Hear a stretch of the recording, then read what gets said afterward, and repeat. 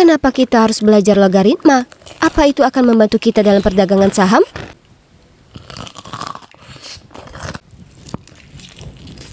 Tentu tidak. Kenapa tiba-tiba menciptakan X lalu memaksa kami untuk mencarinya? Dan kenapa aku harus membuktikan kalau itu adalah segitiga sama kaki? Aku bisa lihat itu dengan jelas. Duh.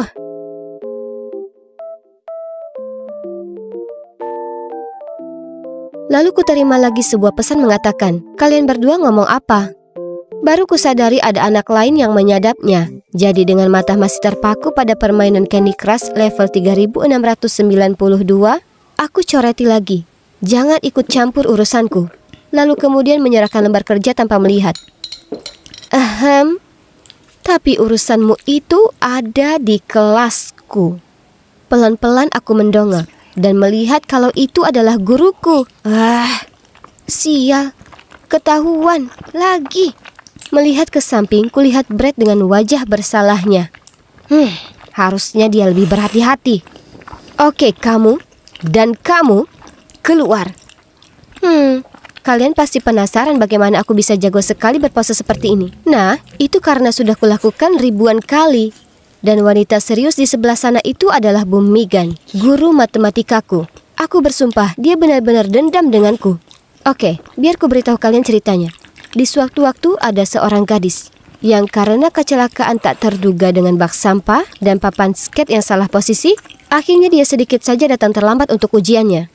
Tapi gurunya menolak mengizinkannya masuk dan juga membuatnya gagal. Ya, gadis itu aku, Lexi. Karena itu, sejak saat itu seterusnya, dia jadi musuh bebuyutanku. Jadi selama penjelasannya yang membosankan, kulemparkan pesawat kertas ke papan yang berisi, Bu, kau salah mengeja aritmatik. Kurasa mengeja itu agak sulit untuk orang yang ahli angka sepertimu. Tak apa kok. Jelas komentarku menyinggungnya, karena di kelas yang sama itu dia memilihku untuk membuat grafik fungsi. Mudah sekali. Jadi ku buat mahakarya yang membuatnya memutar mata. Dan seluruh kelas menganggapnya lucu sekali. Dan seperti yang kukira, dia memberiku ceramah panjang soal kelakuanku yang kekanakan dan bahkan mengancam akan menelpon orang tuaku. Ya, semoga sukses dengan itu. Karena selain yang berkaitan bisnis, orang tuaku praktis tak mungkin bisa dihubungi. Lagi pula, aku hanya bercanda. Bu Megan harusnya lebih ceria. Jadi, diam-diam kutempelkan kertas tertulis peluk gratis di punggungnya. Aku sembunyi di balik pohon dan melihat semua orang mengelilinginya. Dia terlihat sangat kebingungan saat dia berusaha melalui mereka tanpa mengetahui apa yang terjadi. Hari-hari yang menyenangkan seperti dulu. Tiba-tiba, Brett menepuk pundakku dan memberitahuku 30 menit berlalu. Dan kami harus kembali ke kelas. Pantatku bahkan belum menyentuh kursi saat ku dengar suara yang menggurui. Tak seharusnya kau bersikap seperti itu. Itu si Faye, kesayangan guru dan cewek caper. Setiap kali ada guru memberi pertanyaan, dia mengacungkan tangan ke atas dan memekik. Saya. Bu Megan menyukainya hanya karena dia selalu tertawa pada leluconnya yang membosankan. Ya memang, mungkin aku tak punya bukti, tapi menurut pengalamanku, Faye jelas tak selugu kelihatannya. Jangan katakan aku ini iri, karena 100% tidak. Kalian mungkin pikir aku benci sekolah, tapi sekolah tetap jauh lebih baik daripada rumahku. Paling tidak sekolah bisa jadi menyenangkan, sementara kehidupan rumahku terdiri dari ibu dan ayah yang terkurung di kantor mereka 24/7. Aku tak ingat kapan terakhir kali salah satu dari mereka masak makan malam. Jadi pesan makanan saja. Jadi kukirim pesan ke Ben, pacarku yang super seksi. Dia belajar di Perancis dan dia kembali hari ini. Aku sangat merindukannya. Tapi sayangnya, aku tak bisa menjemputnya di bandara karena tentu saja sekolah. Dan malam ini dia ada pesta keluarga. Tapi kami akan bertemu besok. Yeay, biarkan aku melihat wajahmu, manis, aku merindukanmu. Kau tahu tidak, hari ini guru itu memberiku hukuman lagi.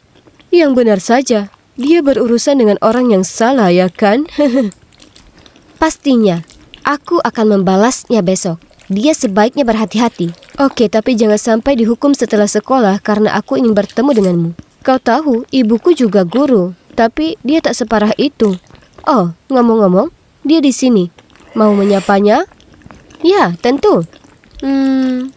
Ben, aku selalu emosi kapanpun aku memikirkan si Meg. Sebelum aku punya kesempatan menyelesaikan kata-kataku, seseorang muncul di layar. Bu Megan? Lexi? OMG! Kami berdua saling menatap dengan mulut ternganga, seolah layarnya terhenti. Beneran! Kemudian saat kukira tak ada yang lebih buruk lagi, tiba-tiba suara yang tak asing memecah keheningan. Oh, Benoit punya pacar? Biar kulihat dia. Hah? Itu? Faye! Oh, nasib. Ini terlalu berat untuk kucerna.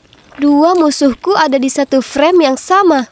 Terkejut, ku akhiri panggilan. Tepat setelahnya ku terima pesan dari Ben mengatakan, "Jangan khawatir, ibuku terlihat sangat serius, tapi dia baik. Dan cewek ini si Faye adalah tetanggaku. Kami sudah saling kenal sejak masih kanak-kanak dan dia orangnya keren.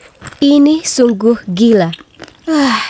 Sekarang aku harus menghadapi mereka berdua. Tahu kalau mereka berhubungan dengan pacarku. Oh, masa depanku suram bagaikan malam. Dan ya, ini adalah awal dari serial yang demikian judulnya. Hidup bersama calon ibu mertua dan sahabat cewek pacarku yang menyebalkan. Dan sejak itu, keadaan di sekolah jadi aneh. Untuk acara Halloween di kelas kami yang bertema Toy Story, Bu Megan bertugas membagi peran. Faye adalah Bu Pip, dan dia dapat kostum yang sangat cantik. Sementara aku terjebak menjadi Mrs. Potato Head. Kostumku sangat payah, dan satu dari mata palsuku terus saja lepas. Itu sangat memalukan, tapi aku tak bisa berkata apapun. Aku tak mau mengacau lagi dengannya, karena aku masih ingin bersama dengan anaknya. Parahnya, kelas matematika jadi tes ketahanan. Aku sangat muak dibandingkan dengan si teladan Faye. Lexi, jika kau habiskan lebih banyak waktu untuk belajar dan mengurangi waktumu memoles kuku, kau akan jadi murid juara seperti Faye. Faye menangkap apa yang sedang terjadi dan juga mulai memainkan trik terhadapku. Suatu kali di kelas saat aku melamun dan Bu Megan sedang mengoreksi PR, aku mendengar simbol ini menunjukkan kalau A tidak sama dengan B. Faye lalu berbalik dan berbisik, "Sama sepertimu, kau tak sebanding denganku. Dan kau juga tak layak untuk Benoitku." Apa? Ben itu punyaku, bukan punyanya. Kugertakkan gigiku dan hendak mengatakan sesuatu saat anak manja itu pura-pura menangis, mengatakan kalau aku mengganggunya. "Keluar!" Bu Megan mendatangi kami dengan mata menyala. Kami berjalan keluar ketika dengan nada simpatik dia menambahkan, "Faye, kau tetap di sini." Aku kembali ke pose meditasiku, tapi aku tak bisa menghempaskan kemarahanku. Betapa tak adil. Kemudian saat makan siang, Faye jalan menghampiriku dengan segelas cola, berkata kalau itu tawarannya untuk berdamai, dan dia minta maaf atas sebelumnya. Ini membingungkan, tapi ya, sudahlah. Aku mengambilnya dan hendak menyesapnya saat Brett bergegas datang melambaikan tangannya. "Lexi, stop!" Kulihat Faye meletakkan saus kecap di dalamnya. Beberapa detik aku hampir saja membentaknya saat Bu Megan muncul. Aku tersenyum congkak membayangkan Faye akhirnya dapat masalah. Tapi yang mengejutkan, Bu Megan mencicipi minuman itu dan berusaha berwajah netral saat dia menjawab, "Tak ada yang salah dengan ini." Sungguh? Mereka sejauh itu menutupi satu sama lain? Terserahlah, aku ada kencan dengan Ben malam ini untuk kupersiapkan. Malam itu sesuai rencana, aku datang ke rumah Ben dengan tanaman pot yang agak layu untuk Bu Megan. Aku cukup bersemangat akhirnya akan makan masakan. Hanya saat aku masuk dapur, aku tak bisa mencium bau masakan. Bu Megan muncul dan menggosok kedua tangannya berkata, "Lexi, kau tak keberatan memasak ya kan? Ini minggu yang panjang untuk menggambar banyak diagram. Tanganku agak sakit." Melihat situasi ini, Ben langsung datang untuk membantu. Tapi ibunya mengingatkannya kalau dia sudah janji akan memperbaiki pipa atau semacamnya. Jujur saja, aku tak pernah menyentuh wajan penggorengan sebelumnya. Tapi menurutku, seberapa sulit itu? Ku buat pancake, meskipun itu tak cukup cocok untuk makan malam. Tapi aku sudah melihatnya di 5 Minute Craft dan itu mudah dibuat. Hanya saja, tak berjalan sesuai rencana. Di situasi seperti ini, penting untuk tidak panik. Tapi, iya, aku panik. Aku butuh rencana B. Segera. Dengan tergesa, kulemparkan semua bukti pancake gagal itu dan memesan makanan secara online. Lagi pula, berkat orang tuaku yang gila kerja, ini adalah keahlianku. Kuinstruksikan ke pengantarnya untuk datang ke pintu belakang, supaya Ben dan Bumigan tak tahu. Sesuai harapan, di gigitan pertama, Ben dan ibu mertuaku memujiku bertubi-tubi makananku. Dan Ben bahkan bercanda kalau aku sebaiknya ikut MasterChef musim berikutnya. Yo, aku akan menilai ini restoran bintang 5 pastinya. Bumigan tiba-tiba menjatuhkan sendoknya. Jadi kusuruh Ben turun mengambilnya. Ibunya hanya menunduk dan berbisik dengan sinis. Aku sering memesan di Sydney juga. Saus mereka sangat lezat. Oh, ketahuan. Kemudian di pertengahan malam, pria ini muncul dan minta maaf karena terlambat. Ternyata dia Jules, ayah Faye. Tapi Faye tak ikut karena sedang keluar bersama temannya. Senangnya, kulihat Bumigan dan dirinya tak sengaja menyentuh kotak tisu bersamaan. Dan kemudian tersipu.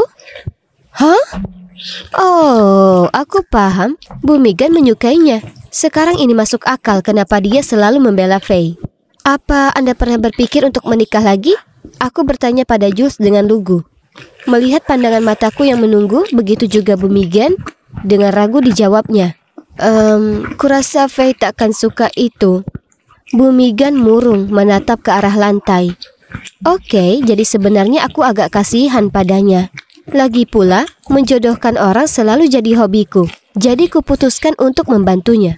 Aku tahu kalau Faye ada di pesta hari Sabtu malam. Jadi menurutku ini kesempatan bagus untuk jadi mak comblang. Ku beritahu Bumigan Jules ingin memberitahu sesuatu kepadanya. Jadi temui dia di restoran The Golden Reef jam 7 malam. Kemudian ku beritahu Jules yang sama. Aku berdiri di balik tiang dan melihat mereka berbagi makanan pembuka. Dan kemudian saling melirik dengan mata berbinar. Kemudian Jules meraih lalu memegang tangan Bumigan. Mereka berdua saling menatap penuh hasrat dan Faye tiba-tiba merangsek masuk entah dari mana dan dengan marah membanting tasnya di meja. Jadi begini, guruku dan ayahku, sungguh, Faye, kenapa kau di sini? Jules terbata-bata. Tak seorang pun yang bisa menggantikan ibuku. Kemudian dia berpaling ke Bumigan yang kebingungan. Ternyata Anda hanya baik padaku untuk mendapatkan ayahku. Anda ini palsu, menjauhlah dari kami. Bumigan menutupi wajahnya dengan tangan, kemudian segera pergi. Ya ampun, Faye sangat brutal. Dan betapapun menjengkelkannya Bumigan, dia tak pantas diperlakukan seperti itu. Kau! Faye berteriak. Oh, pandangannya jelas ke arahku. Ternyata kau biang di balik semua ini. Menjauhlah dari urusan keluargaku dan mulai pedulikan keluargamu sendiri. Kurasa ini jadinya kurangnya perhatian orang tua ke anak. Aku menatapnya tak bisa berkata-kata. Kalimat itu seharusnya membuatku marah. Tapi entah kenapa, aku hanya merasa sedih dan sangat merasa bersalah. Jadi, hal pertama yang kulakukan di sekolah esoknya, kutelan egoku dan pergi ke kelas Bumigan, di mana dia tampak terhanyut dalam pikirannya sambil memeriksa PR. Aku terbatuk untuk jernihkan tenggorokan lalu berkata, Bu, saya minta maaf. Jujur saya berusaha untuk membantu, tapi sekarang saya sadar seharusnya saya mengurusi urusan saya sendiri. Saya juga minta maaf karena sudah nakal di kelas Anda. Dia hanya diam awalnya, lalu menjawab, tak apa, karena aku sudah sadar kalau kamu dan aku tak jauh berbeda. Kita berdua mendapat rintangan dalam menemukan cinta. Kurasa sangat tak mudah mendapat persetujuan dari keluarga pasanganmu ya. Dia tersenyum dan dengan lembut membelai rambutku sebelum melanjutkan. Kamu ini anak yang pintar dan juga baik. Aku selalu tahu kamu bisa lebih baik lagi di kelas. Itu pasti karena aku terlalu keras padamu. Aku juga minta maaf. Aku balas tersenyum padanya. Dan di saat itu, kurasa semua konflik kami sebelumnya luruh. Dan kusadari kalau aku tak seharusnya mengabaikan studiku. Sebaliknya, seharusnya aku kerja keras untuk jadi versi terbaik dari diriku. Jadi, dengan banyak kerja keras, aku beranjak dari peringkat terakhir di kelas menuju posisi tertinggi, bahkan mengalahkan Faye. Hah! Ngomong-ngomong soal Faye, dia masih mengabaikanku dan juga Bumigan, dan tak pernah mengangkat tangan di kelas lagi. Tapi kemudian peristiwa kobaran pelangi di lab kimia mengubah segalanya. Semuanya lari keluar dari sana saat gorden terbakar, kecuali Faye yang ketakutan. Untungnya, Bu Megan bergegas masuk untuk menyelamatkannya tepat waktu dan menyelimuti Faye dengan jaketnya sambil menuntunnya ke tempat aman. Setelahnya, Faye menyadari kalau Bu Megan adalah orang yang baik, yang peduli baik dengan dirinya maupun Jules. Jadi, dengan mata yang kabur, Faye sesegukan. Terima kasih banyak dan maafkan aku. Aku terlalu kekanakan. Tolong maafkan aku. Beberapa bulan kemudian. Jadi, ya, kalian lihat, rencana Mak Comblangku berhasil. Dan sekarang aku punya keluarga kedua yang besar sekali. Tapi kalian tahu hal terbaiknya? Yaitu, aku tak perlu lagi harus pesan makanan online. Karena aku akan berada di sini dan ibu mertuaku akan memasak untukku.